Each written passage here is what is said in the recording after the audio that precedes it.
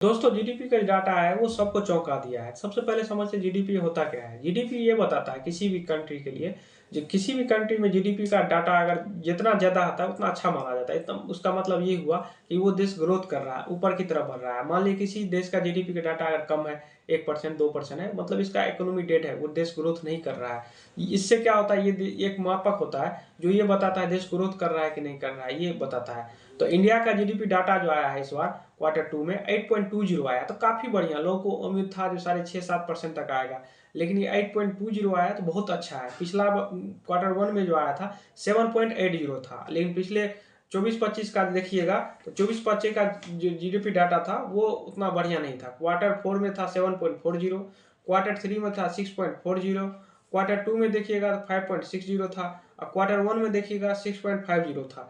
ये 24-25 में था। 24-25 में आप देख सकते हैं रिटर्न भी उतना अच्छा नहीं बन पा रहा था, क्योंकि जीडीपी डाटा था इंडिया का उतना अच्छा नहीं था।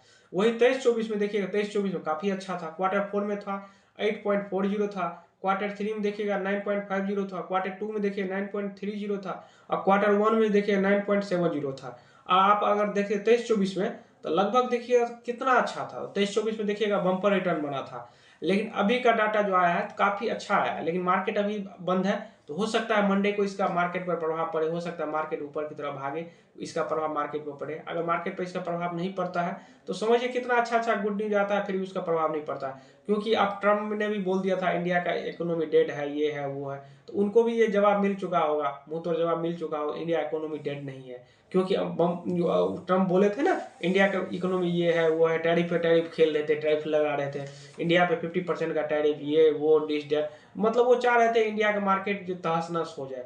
लेकिन हमारे रिटेल भाई जो मोर्चा संभाले हुए थे, मंथली जो हमारा एसआईपी जाता है 30-35 हजार करोड़ का हर महीना एसआईपी जाता है, वो हर महीना जाता ही जाता है। और लमसम तो अलग से, लेकिन एसआईपी तो हर महीना जाता ही जाता है। तो अगर आप देखिए, अगर क्वार्टर का रिजल्ट भी आता है, कंपनी का रिजल्ट अगर अच्छा रहता है, तो मार्केट हो सकता है 2026 में अच्छा आपको रिटर्न बना के दे। क्योंकि पिछले कुछ दिनों से देखिएगा रिटर्न नहीं बन पा रहा था, लेकिन मार्केट जो था ऊपर नीचे चल रहा था, पूरा फ्लैट में चल रहा था।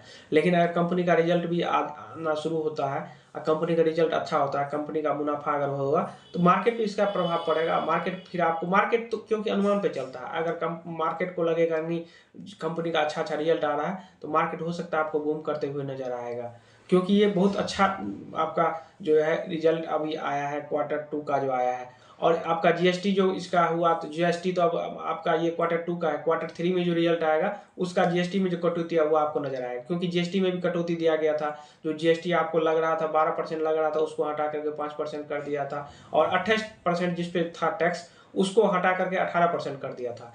तो जो लोगों को भी काफ़ी छूट मिली थी, क्योंकि जीएसटी जब हटा था तो आप देखते होंगे बाइक वगैरह जो था, या 4 चक्का जो 10 लाख से कम का कीमत था, काफ़ी बिक्री हुआ था, क्योंकि लोगों को टैक्स में रिबेट मिला था। क्योंकि रिबेट मिलेगा तो लोग खर्चा करेंगे ही करेंगे। तो इसका प्रभाव जो है आपको अगले क्वार्टर में जब आएगा आपका जीडीपी डाटा, उसमें और आपको हो सकता है इससे अच्छा नजर आए। तो ये हमारे लिए बहुत बेहतरीन है, क्योंकि अगर जीडीपी डाटा इतना बढ़िया आया है तो इसका इकोनॉमी प्रभाव पड़ेगा, और हो सकता है आपको आने वाले टाइम में आपको मार्केट बूम करते हुए नजर आ सकता है।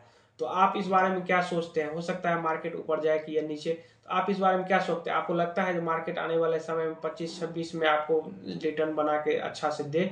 तो आप इस बारे में क्या सोचते हैं? कमेंट करके हमको जरूर बताएं। तो चलिए किसी नेक्स्ट वीडियो में मिलते हैं, तब तक के लिए जय हिंद, वंदे मातरम।